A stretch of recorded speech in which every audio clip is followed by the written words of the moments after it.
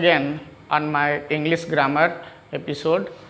आज हम लोग इसमें एक और चैप्टर को पढ़ेंगे जिसको हम लोग प्रोनाउन कहते हैं। नाउन के बाद हम लोग प्रोनाउन में हैं।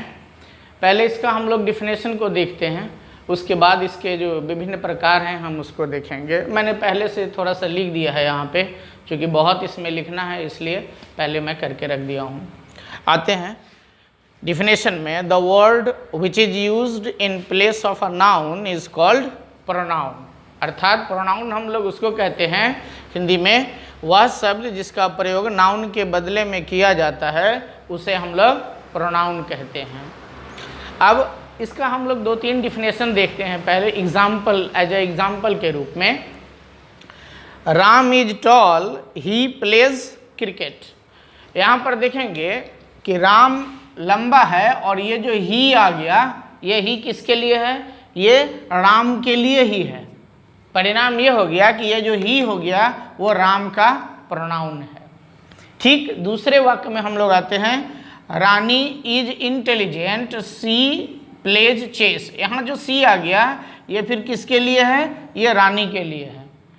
और तीसरे वाक्य में हम हैं कि this is a pen it is red. यहाँ पर जो ईट का प्रयोग है वो किसके लिए किया गया है? पेन के लिए किया गया है। अब हम प्रोनाउन का प्रयोग करते क्यों हैं, जरा हम लोग पहले इसको समझेंगे। यदि किसी वाक्य में हम बार बार अगर नाउन को ही लिखते चले जाते हैं तो उस वाक्य की सुंदरता खत्म हो जाती है। जैसे मान लेते हैं हम लोग कि अगर हम काऊ पे लेख लिखते हैं, एक ऐसे है जिसको आप लिख रहे हो और बार बार आप काऊ काऊ काऊ काऊ लिखेंगे आप, तो वो वाक्य एक्चुअली में सुटेबल नहीं लगेगा, अच्छा नहीं लगेगा और उस वाक्य की जो सुंदरता होगा वो ख़त्म हो जाएगी। इसलिए हम लोग क्या करते हैं कि नाउन के बदले में प्रोनाउन का प्रयोग करते हैं। इससे उस वाक्य की जो सुंदरता होती है वो बढ़ जाती है। अब हम लोग इसके आगे में आते हैं। Thank you. अब आते हैं हम लोग प्रोनाउन के जो प्रकार हैं, हम लोग अब उसमें आते हैं। प्रोनाउन के टोटल 10 प्रकार होते हैं, जिसको मैंने पहले से यहाँ पे लिख के रखा है, जहाँ समझाने में आसान होगा, क्योंकि लिखने में बहुत समय लग जाता है, इसलिए मैंने पहले से इसको सेटअप करके रखा है। पहला है पर्सनल प्रोनाउन, 2 नंबर में पॉजेसिव प्रोनाउन, 3 में रिफ्लेक्सिव प्रोनाउन, 4 में एम्फैटिक प्रोनाउन, 5 में डिमॉन्स्ट्रेटिव प्रोनाउन, 6 में इंडेफिनिट प्रोनाउन, 7 में डिस्ट्रीब्यूटिव प्रोनाउन, 8 में रिस्प्रोकल प्रोनाउन, 9 में रिलेटिव प्रोनाउन और 10 में इंट्रोगेटिव प्रोनाउन। अब पहले में हम लोग आते हैं पर्सनल प्रोनाउन, पुरुषवाचक सर्वनाम। इसमें हम लोग किन किन शब्दों का प्रयोग करेंगे पहले उसको जान लेते हैं, और इसके बाद हम एक और वीडियो लेके आएंगे जहां पर हम आपको इस सब का अलग अलग प्रयोग भी बताने वाले हैं। तो पहले हम लोग हैं पर्सनल प्रोनाउन, जिसको हम लोग पुरुषवाचक सर्वनाम कहते हैं, और इसमें I we you he she it they का प्रयोग होता है। अर्थात जिन लोगों को पर्सन याद होगा, मेरा पीछे मैंने वीडियो डाला था उसमें पर्सन के बारे में, वहाँ पर आपको ये सारे के सारे मिल जाएंगे। अर्थात फर्स्ट पर्सन, सेकेंड पर्सन और थर्ड पर्सन में जिसका प्रयोग होता है, प्रायः पुरुषवाचक सर्वनाम में हम लोग उसी शब्द का प्रयोग करते हैं। 2 नंबर में हम लोग हैं पॉजेसिव प्रोनाउन, अधिकारवाचक सर्वनाम। यहाँ पे खास करके बोध होता है कि मेरा, तुम्हारा, हमारा, जिससे अपनापन झलकता है, जिसमें हम लोग वाक्य में प्रयोग करते हैं mine, yours, hers, ours, theirs and he इत्यादि का प्रयोग हम लोग वहाँ पे करते हैं। 3 नंबर में है हम लोग रिफ्लेक्सिव प्रोनाउन, निजवाचक सर्वनाम, खुद का, जहाँ पर खुद का बोध हो, this pen is myself etcetera करके जहाँ पे प्रयोग होता है। अर्थात जहाँ पे हम लोग अपने आप को बताते हैं, myself, yourself, himself, herself, itself, yourself, themself इत्यादि। Like I hurt myself, she hurt herself. उधर में हम लोग निजवाचक सर्वनाम उसको कहेंगे जहाँ पर हम लोग उसका प्रयोग करते हैं।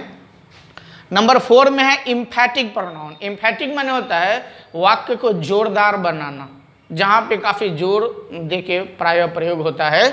उसमें हम लोग पुनः इसी का प्रयोग करते हैं, myself, yourself, himself, herself, itself, your self और देम सेल्फ्स का प्रयोग करते हैं। हम लोग 5 में हैं डिमॉन्स्ट्रेटिव प्रोनाउन, जिसको संकेतवाचक सर्वनाम कहते हैं, जिससे दिस, दैट, दीज, दोज माने नज़दीक, दूरी या संकेत, this is mine, that is yours, तो उसका जो प्लूरल होता है वहाँ पर हम लोग दीज का, दिस का प्लूरल दीज और दैट का प्लूरल दोज, तब प्लूरल के अर्थ में हम लोग दीज और दोज का प्रयोग करेंगे, सिंगुलर के अर्थ में हम लोग दिस और दैट का प्रयोग करेंगे। नेक्स्ट हम लोग 6 में इंडिफिनिट प्रोनाउन, अनिश्चयवाचक सर्वनाम। यहाँ पर हम लोग somebody, anybody, none, all, any, some, etc का प्रयोग करते हैं। अर्थात क्या, अनिश्चयवाचक, कौन है पता नहीं है। Somebody came to my house today, अब हमको पता नहीं कि कौन आया था, तो जब आपके पास कोई डिफिनिट सॉल्यूशन नहीं हो वहाँ पर हम लोग अनिश्चयवाचक सर्वनाम का प्रयोग करते हैं। नेक्स्ट है डिस्ट्रीब्यूटिव प्रोनाउन, विशिष्ट वाचक सर्वनाम। यहाँ पे ईच, आइदर और नाइदर का प्रयोग करते हैं हम लोग, जैसे each boys has a pen, each girl has a cap, like that. Next number 8 में हम लोग रिस्प्रोकल प्रोनाउन, परस्पर बोधक सर्वनाम, जहाँ एक दूसरे का बोध होता हो। I help one another, we help one another, each other और वन अनदर का प्रयोग यहाँ पे किया जाता है। रिलेटिव प्रोनाउन, संबंधवाचक सर्वनाम, इसमें WH वर्ड्स जो होते हैं, who, when, what, where, whose इत्यादि का प्रयोग करते हैं, लेकिन इसके साथ दैट का भी प्रयोग होता है, और वो जो दैट है वो की के अर्थ में प्रयोग होता है इसका।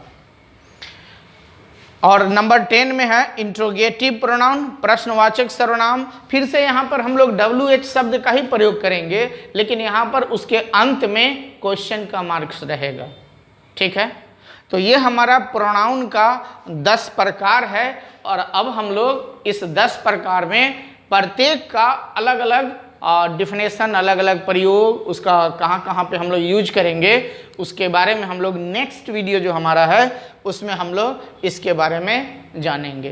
तो अगले वीडियो के लिए मेरे इस चैनल को सब्सक्राइब कीजिए और लाइक कीजिए, जिससे हमारा जो अगला वीडियो है वो आप तक पहुँचे। Thank you.